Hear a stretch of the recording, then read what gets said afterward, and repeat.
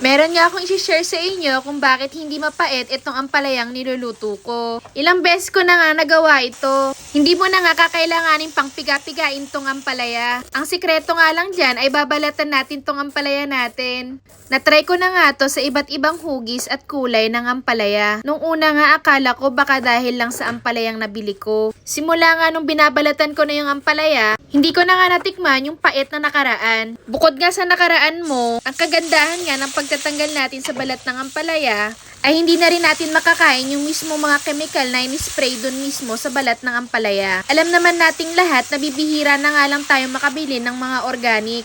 At dahil nga nakaluwag-luwag na tayo, dinamihan ko talaga yung itlog dito sa ampalaya. Naalala ko kasi nung kabataan ko, konti lang yung nilalagay ni mama na itlog sa ampalaya. O siya, maiba nga tayo. Subukan mo na rin yung ganitong pamamaraan ng pagluluto ng ampalaya. Kapag hindi mo na nga natikman yung pait na nakaraan mo, pakitag naman ako. Kaya naman, kain na tayo, pangyaw!